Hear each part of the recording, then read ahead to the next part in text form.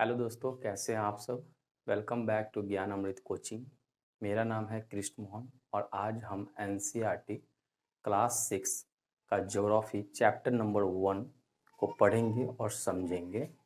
Chapter का नाम है the earth in the solar system. चलिए, इसमें हम लोग अर्थ के बारे में जानेंगे, अपना सोलर सिस्टम के बारे में जानेंगे, सारे planets, asteroids, meteoroids, celestial bodies, constellations, universe, ये सारी बातें हम लोग इस चैप्टर में पढ़ेंगे। स्टार्टिंग चैप्टर करता है कि जैसे ही सनसेट होता है तो आफ्टर द सनसेट आप देखते हैं आसमान में आपको 2-3 डॉट्स दिखते हैं, है ना। 2-3 डॉट्स के बाद धीरे धीरे स्लो एंड ग्रेजुअली जो डॉट्स की जो संख्या है वो बढ़ने लगता है और वो सारे डॉट्स चमकते रहते हैं, टिमटिमाते रहते हैं। कुछ जो डॉट्स होते हैं वो बहुत ज़्यादा शाइनिंग, बहुत ज़्यादा चमकते हैं। कुछ जो डॉट्स होते हैं वो डिम होते हैं, मतलब ज़्यादा वो शाइन नहीं करते हैं। कुछ ही देरों के बाद आप देखते हो कि पूरे आसमान में, है ना, बहुत सारे डॉट्स आ जाते हैं जिसको आप काउंट नहीं कर सकते हैं। दोस्तों, ये सारे डॉट्स आर कॉल्ड स्टार्स, ठीक है। और आप जब आप आसमान में देखोगे, it appears like diamonds are studded in the sky, यानी पूरे आसमान में डायमंड्स, है ना, हीरे के जो मोती है वो पूरे स्टडेड लगता है कि पूरा आसमान में, है ना, डायमंड्स लग गया है। तो यहाँ पर आप क्या देख रहे हो कि एक आसमान है, ठीक है, इसमें आप देख रहे हो कि बहुत सारे आपको डॉट्स दिख रहे हैं, ठीक है, और जिसको आप काउंट भी नहीं कर सकते हैं। उसी में से एक जो है आपका मून है, क्या है, चंद्रमा है। मून की अगर बात करें तो मून जो है उसका जो आने का जो टाइमिंग है, ठीक है, उसका शेप एंड साइज की बात करें, साइज एंड शेप की बात करें, ठीक है, उसकी जो पोजीशन की अगर बात करें, ये कोई फिक्स्ड नहीं रहता, ये फिक्स्ड नॉट फिक्स्ड, ठीक है। ये कभी शाम को 7 बजे ही, 7:30 बजे, 8 बजे, ये कोई टाइमिंग फिक्स नहीं रहता। उसका पोजीशन, मतलब कभी देखोगे आपको तो पूरब डायरेक्शन से, कभी देखोगे तो साउथ डायरेक्शन से, कभी साउथ ईस्ट डायरेक्शन से, कभी वेस्ट साउथ डायरेक्शन से, तो उसका कोई फिक्स्ड पोजीशन नहीं रहता है। और चंद्रमा का जो साइज होता है, शेप एंड साइज, वो घटता रहता है। कभी देखोगे कि ऐसा रहेगा चंद्रमा, कभी देखोगे ऐसा हो जाएगा, हाफ हाफ हो जाएगा, कभी फुल हो जाएगा। तो इस प्रकार से हम क्या देख रहे हैं कि उसका जो शेप एंड साइज जो होता रहता है वो क्या होता है, चेंजेबल है, वो चेंज होते रहते हैं। यहाँ पर दो बातें समझना है, एक हमारा फुल मून जिसको कहते हैं पूर्णिमा, ठीक है, और दूसरा है अमावस्या।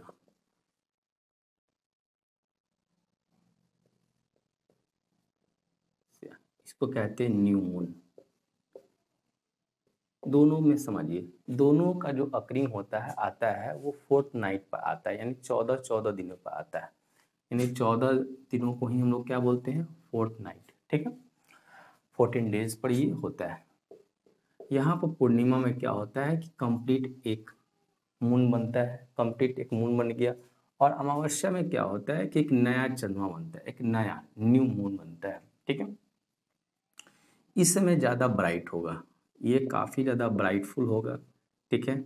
और इस समय ऐसा होगा कि रात में भी आपको बहुत सारी चीज़ों को क्या होगा, आप दिखेंगे, चीज़ दिखेंगे, सड़क दिखेंगे, गली दिखेंगे।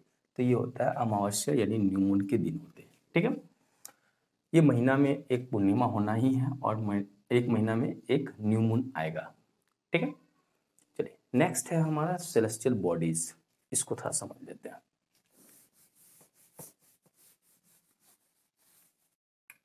सेलेस्टियल बॉडीज का मतलब होता है वैसे बॉडीज, वो सारे बॉडीज, ठीक है, हेवनली बॉडीज जो रात में आपको चमकते हैं, वो दिखते हैं, चमकते हुए दिखते हैं, ठीक है। This seems brightening in the night sky, ठीक है।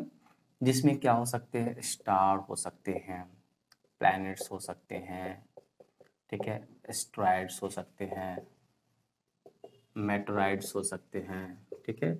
ये सारे के सारे आप जो देख रहे हो ना, सैटेलाइट हैं, ये सारे के सारे आप क्या है, हमारा सेलेस्टियल बॉडीज है, ठीक है। Celestial bodies are heavenly bodies, ठीक है। ये रात में आपको आसमान में चमकते हुए दिखेंगे, ये सारे चीज़। इसके एग्जांपल है स्टार्स हो गया, प्लैनेट्स हो गया, एस्ट्रॉयड्स, मेटेराइड्स, सैटेलाइट्स, ये सारे के बारे में हम लोग देखेंगे आगे टॉपिक में, ठीक है, एक एक करके। इसको क्या बोलते हैं हम, सेलेस्टियल बॉडी बोलते हैं। अब हम लोग बात करते हैं स्टार्स के बारे में। स्टार्स क्या होता है, तो स्टार मतलब ये जो हो गया ना, स्टार मतलब तारा, ठीक है। ये जो तारा होता है इसके पास अपना, है ना, हीट एंड लाइट होता है, ठीक है। ये तारा जो होता है, ये स्टार, ये दूसरे की हीट और लाइट पर डिपेंडेंट नहीं होता है, ठीक है। इसका अपना खुद हीट और लाइट होता है। और यहाँ पे आप देख रहे हो कि आसमान में, जस्ट आपने जो शुरू का टॉपिक देखा कि ये हमारे आसमान में तो बहुत सारे जो छोटे छोटे डॉट्स जो देखे, infinite numbers of dots, infinite dots. So these infinite dots are called stars. यही अनगिनत जो टिमटिमाते हुए जो देख रहे हैं, जो सेलेस्टियल बॉडीज, यही हमारे स्टार्स कहलाते हैं। Got it. अब हम लोग जो देखेंगे कि हमारा जो स्टार है, हमारा जो सोलर, ये हमारा जो सोलर सिस्टम में देखा जाए तो हमारा जो स्टार है, ठीक है, वो है हमारा सन, जिसकी हम लोग आगे चर्चा करेंगे, ठीक। अब हम लोग बात करते हैं जो नेक्स्ट टॉपिक है, कॉन्स्टिलेशंस। चलिए,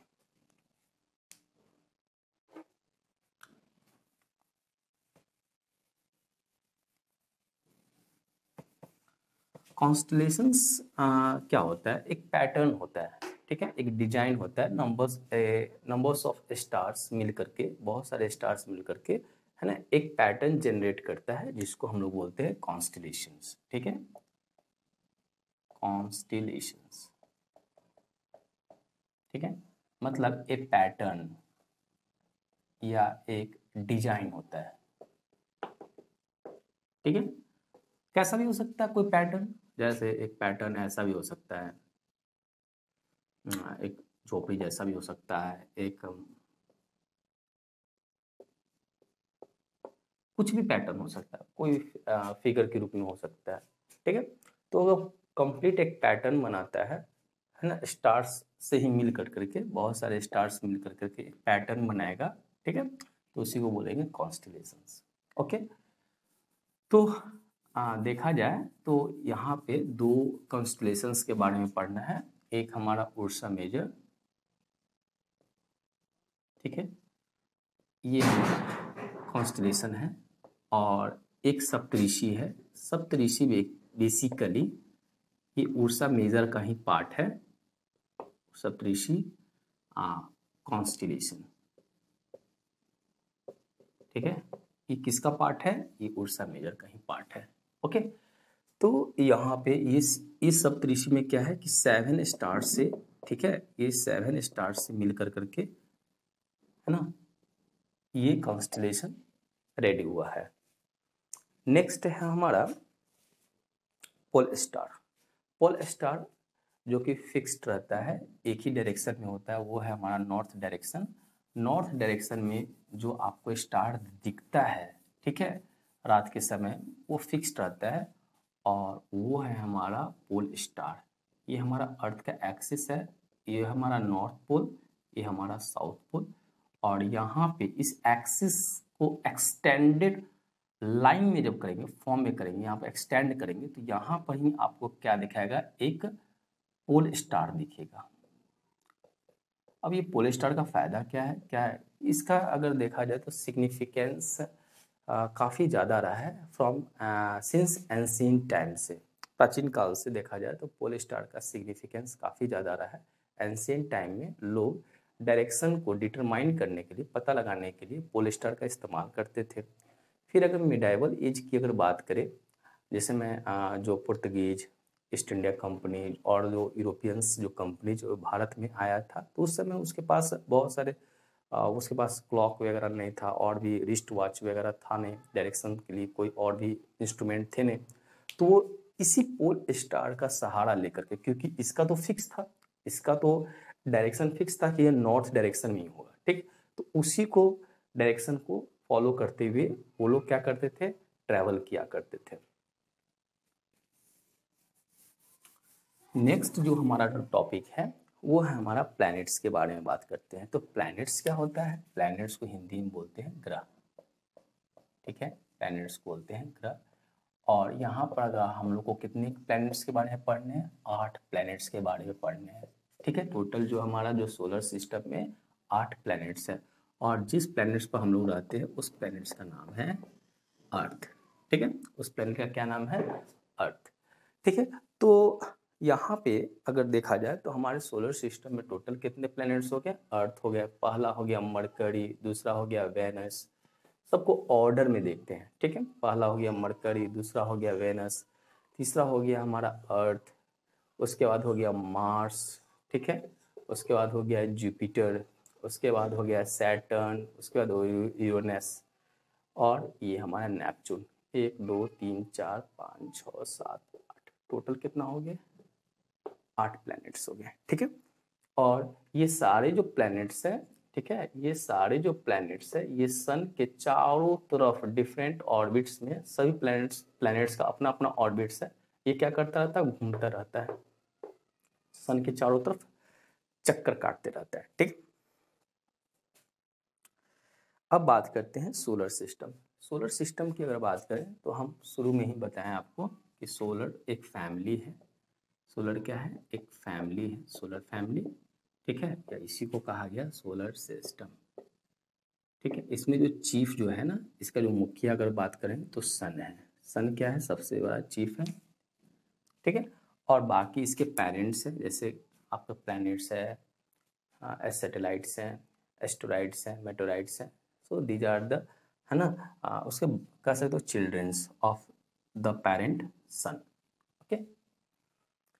अब यहाँ पे जो समझना है कि सबसे पहले हम लोग बात करते हैं सन के बारे में। तो सन जो है, ठीक है, पूरे सोलर सिस्टम का सबसे जो चीफ है, मुखिया है, वो है, और ये एक स्टार है, और इसके पास अपना क्या होता है, हीट है, स्टार है तो अपना हीट होगा और लाइट भी होगा, दोनों होगा, ठीक है। अब ये हमारा अर्थ है। अब अर्थ और सन के जो बीच का जो डिस्टेंस है, ठीक है, वो 150 मिलियन किलोमीटर है, ठीक है, 150 मिलियन किलोमीटर हमारा डिस्टेंस है। अब सन का जो सरफेस है वो बहुत ही जो आउटर जो सरफेस है वो काफ़ी गर्म रहता है, काफ़ी हीट रहता है यहाँ पर, ठीक है। चूँकि हम बहुत दूर रहते हैं सन से, हमारा अर्थ की दूरी काफ़ी ज़्यादा है, इसी वजह से हमें सन का जो हीट है और जो जो हीट है वो यहाँ पे बहुत ही कम मिलता है। अगर हम लोग इसके नज़दीक अगर रहते तो हम लोग क्या होता है, अर्थ ज़्यादा गर्म रहता है, ठीक है, बहुत ज़्यादा गर्म रहता है, ठीक है। नेक्स्ट हम लोग जो बात करेंगे, वो जो टॉपिक है हमारा, वो क्या है हमारा, अच्छा इसमें एक चीज़ और पढ़ना है, इसी में एक बाइंडिंग फोर्स है, उसको समझ लीजिए। देखो ये हमारा सन है और ये हमारा अर्थ है।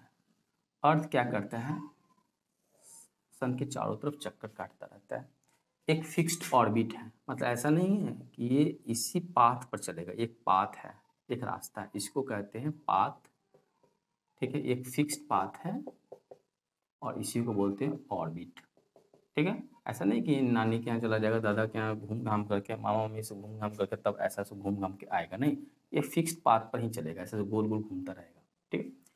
अब ये घूमेगा तो ये भी एक ऑब्जेक्ट है, ये भी क्या है, सन भी क्या है, एक ऑब्जेक्ट है, और अर्थ भी क्या है, एक ऑब्जेक्ट है। दोनों ऑब्जेक्ट के बीच में क्या होता है, एक फोर्स लगेगा, एक क्या लगेगा, एक बल लगेगा, फोर्स लगेगा, ठीक है। ये इसको इधर की तरफ खींचेगा, ये इसको इधर की तरफ खींचेगा, ठीक है। तो ये हमारा एक फोर्स लगेगा, ग्रेविटेशनल फोर्स। तो अगर ये मूव करता रहता है, ये चारों तरफ क्या होता है, गोल गोल घूमता रहता है। अगर ये गोल गोल नहीं घूमेगा तो ये अर्थ जो है ना सन से चिपक जाएगा, गले मिल जाएगा, फिर तो बर्बाद हो जाएगा, अर्थ खत्म हो जाएगा। लेकिन होता क्या है कि अर्थ जो है ना सन के चारों तरफ गोल गोल घूमता रहता है। तो इस घूमने के क्रम में एक फोर्स लगता है, एक बल लगता है जो कि आउटवर्ड डायरेक्शन लगता है, ठीक है। वो होता है हमारा सेंट्रीफ्यूगल फोर्स, सेंट्रीफ्यूगल फोर्स, ठीक है। ये आपको क्लास 7th 8th में पढ़ेंगे, ठीक है। ये आउटवर्ड डायरेक्शन लग रहा है, और एक तरफ क्या है हमारा इनवर्ड डायरेक्शन में कौन सा लग रहा है, ग्रेविटेशनल फोर्स, जिसकी वजह से अब यहाँ पर सेंट्रीफ्यूगल फोर्स जो बाहर की तरफ लग रहा है, ऑर्बिट के बाहर की तरफ लग रहा है, और एक हमारा ग्रेविटेशनल फोर्स जो है, ठीक है, वो सन की तरफ लग रहा है।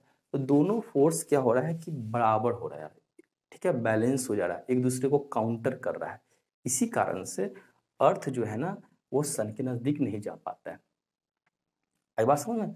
यानी ये गोल गोल घूमने की वजह से क्या हो रहा है, एक फोर्स जो है ना सेंट्रीफ्यूगल फोर्स है ना, इस ऑर्बिट के बाहर की तरफ लग रहा है, तो एक तरफ क्या है रहा है कि ग्रेविटेशनल फोर्स से लग रहा है, दोनों एक दूसरे को बराबर, यानी ये जो फोर्स है और ये जो फोर्स है दोनों बराबर हो जा रहा है।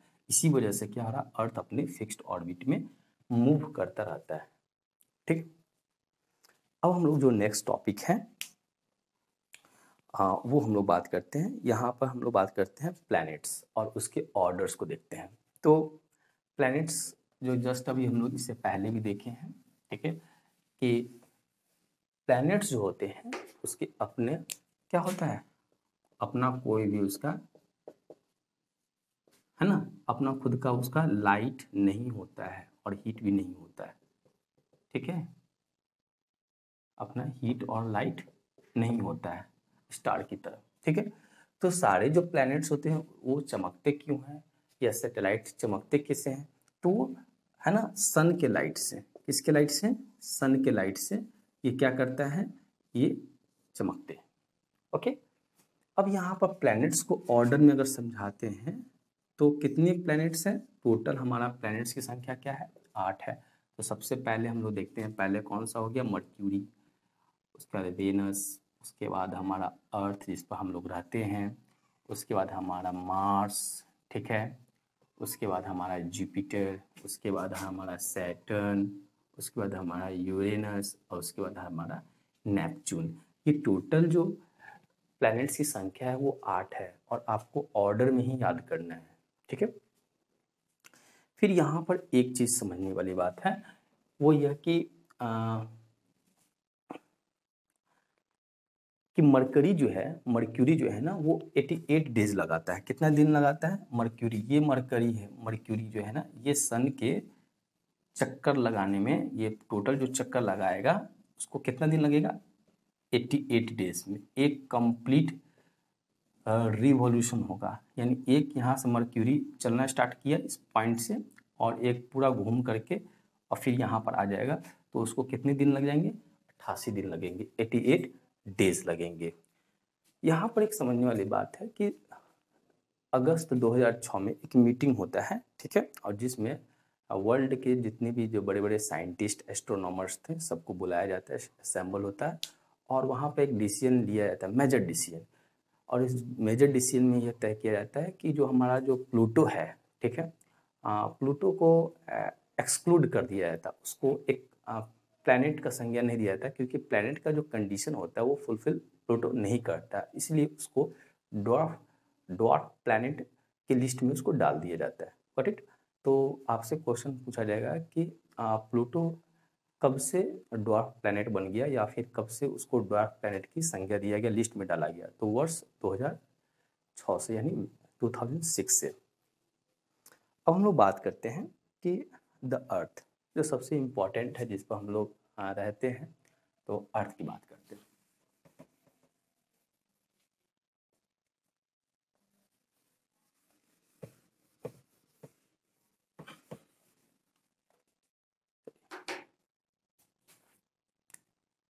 अर्थ क्या है, एक प्लैनेट है, ठीक है, अर्थ क्या है, प्लैनेट है, और प्लैनेट के बारे में उसका फीचर यही होता है कि उसके पास अपना हीट और लाइट नहीं होता है, उसका अपना हीट और लाइट नहीं होता है। इसका आकार कैसा होता है, कोई पूछेगा कि इसका आकार कैसा है, तो इसका आकार जो होता है जियोइड प्रकार का है।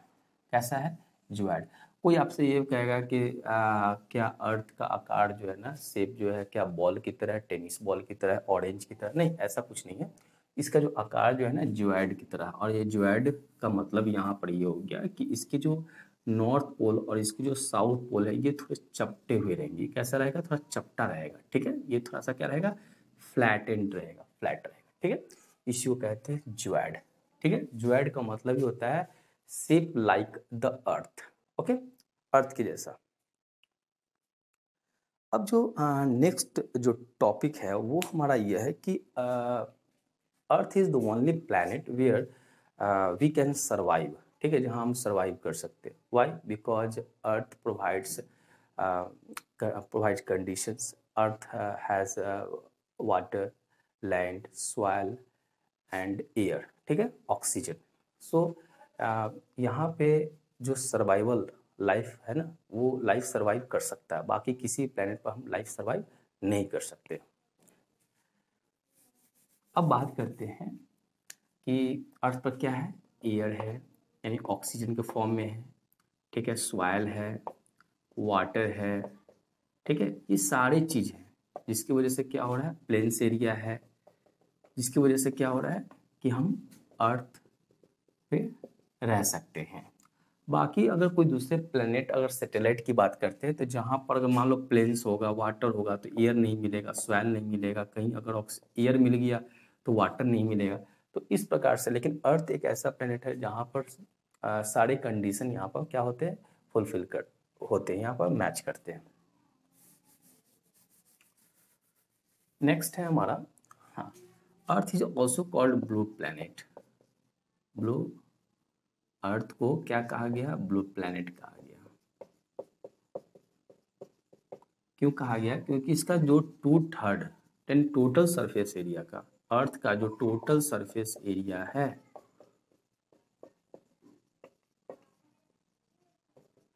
2/3 जो एरिया होगा वो हमारा किस क्या चीज़ है? वो वाटर है। ओके, हमारा वाटर। इसलिए अर्थ कैसा दिखता है? ये हमारा ब्लू, नीला कलर का दिखता है। इसलिए इसको नीला ग्रह या फिर ब्लू प्लैनेट कहा गया है। अब हम लोग बात करते हैं मून के बारे में। ठीक है, मून की बात करते हैं। मून को हिंदी में बोलते हैं चंद्रमा, और इसका दूसरा नाम सैटेलाइट भी है। जी हाँ, इसका दूसरा नाम नेचुरल सैटेलाइट है। ठीक है, अब ये नेचुरल सैटेलाइट, या इसको बोलो चंद्रमा बोलो, या फिर इसका मून बोलो, सब एक ही नाम है। ठीक, अब यहाँ पे मून की बात करें, ठीक है, तो मून क्या है? ये हमारा अर्थ है। ठीक है, अर्थ के चारों तरफ गोल गोल ये क्या करता रहता है? चक्कर काटता रहता है। अर्थ के चारों तरफ क्या करता है? ये चक्कर, ये गोल गोल चक्कर काटता रहता है।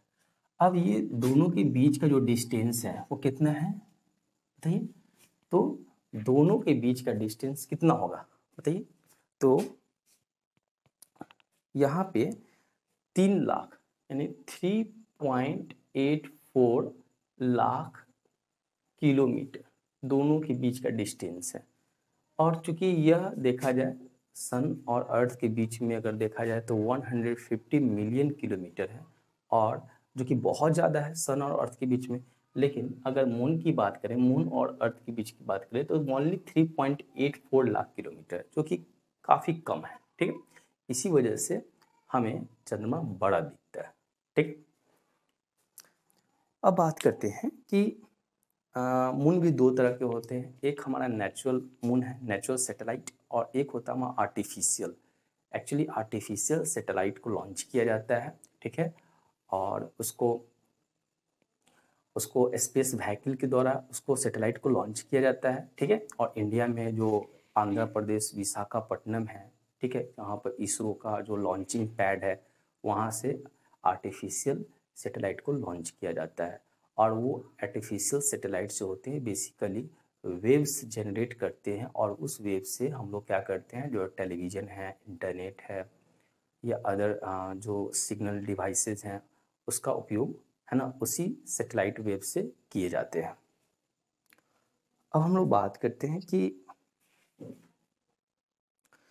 हाँ, कि हमारा जो मून है, मून का सिर्फ एक ही जो एरिया, एक ही जो सरफेस है वो हमें दिखता है, उसके जो पीछे का जो बैक एरिया वो हमें नहीं दिखता है। इसके पीछे जो रीजन यह है कि मून का जो रोटेशन एंड जो रिवॉल्यूशन होता है, वो मून का रोटेशन ऑन रेवोल्यूशन जो होता है उसको 27 डेज लग जाते हैं।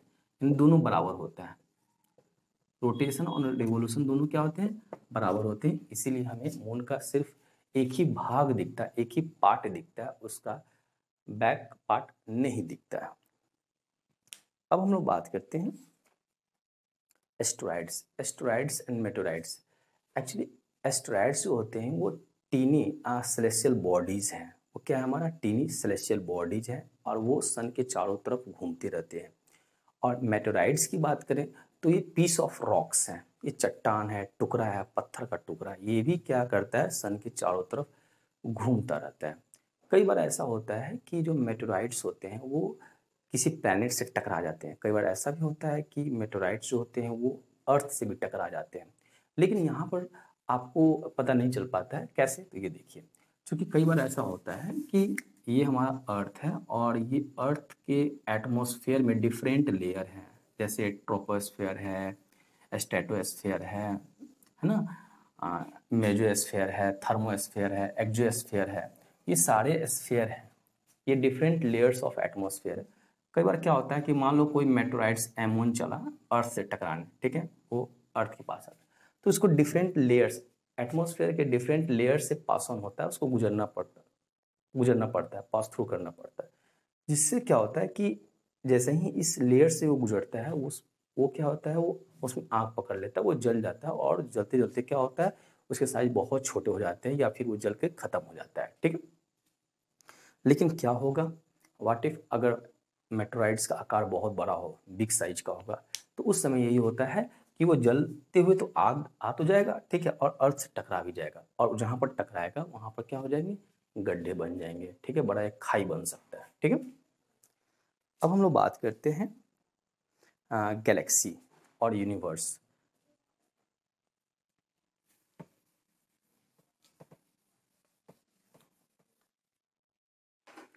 देखिए, गैलेक्सी जो होता है क्या होता है, क्लस्टर ऑफ स्टार्स, यानी तारों का समूह, क्लस्टर ऑफ स्टार्स, यानी बिलियंस ऑफ स्टार्स जब एक जगह होंगे तो क्या होगा, गैलेक्सी का निर्माण करेगा, ठीक है। यानी एक गैलेक्सी में क्या होते हैं, अनंत यानी बिलियंस ऑफ स्टार्स होते हैं, बहुत सारे स्टार्स होते हैं, ठीक है, ठीक। और पूरी यूनिवर्स में क्या है, बिलियंस ऑफ गैलेक्सीज हैं। मतलब आप ये समझ लो कि एक गैलेक्सी लेते हैं, ये गैलेक्सी G1 है, ठीक है, इसमें बहुत सारे स्टार्स हैं, बिलियंस, अनगिनत, ठीक है, बिलियंस ऑफ स्टार्स है। फिर दूसरा जो गैलेक्सीज है, ठीक है, ये G2 है, इसमें भी बिलियंस ऑफ क्या है, स्टार्स है। उसी प्रकार से अगर देखा जाए पूरे यूनिवर्स में बिलियंस ऑफ गैलेक्सीज हैं, G1, G2, G3, G4, G5, Gn, ठीक है, इनफाइनाइट कह सकते हो, है ना, ये हमारे गैलेक्सीज हैं, ओके। और हर एक गैलेक्सीज में आप देख सकते हो कि बिलियंस ऑफ स्टार्स है, ओके। अब यहाँ पर देखा जाए, एक चीज समझना है कि इसी जीवन, मान लो कि एक गैलेक्सी का नाम ले लेते हैं जिसका नाम है मिल्की वे। क्या नाम है, इसको यहाँ पर किए, ये जीवन, ठीक है, और इसमें बहुत सारे स्टार्स हैं, बहुत सारे स्टार्स हैं, बिलियंस ऑफ स्टार्स है। उसी में से एक स्टार्स हम ले लिए सन, क्या हो गया, सन। और इसमें क्या है, उसके प्लैनेट्स है, बहुत सारे प्लैनेट्स हैं, ठीक है, सोलर सिस्टम ये हो गया। तो ये जो जीवन, जो गैलेक्सी आप जो देख रहे हो, ठीक है, जो यूनिवर्स का एक पार्ट है, ठीक है, इसका नाम क्या है, मिल्की वे। क्या नाम है, मिल्की वे गैलेक्सी, ठीक है, इसी का क्या नाम है, मिल्की वे गैलेक्सी, ठीक है। इसी को हिंदी में आकाश गंगा बोला गया। आई बात समझ में।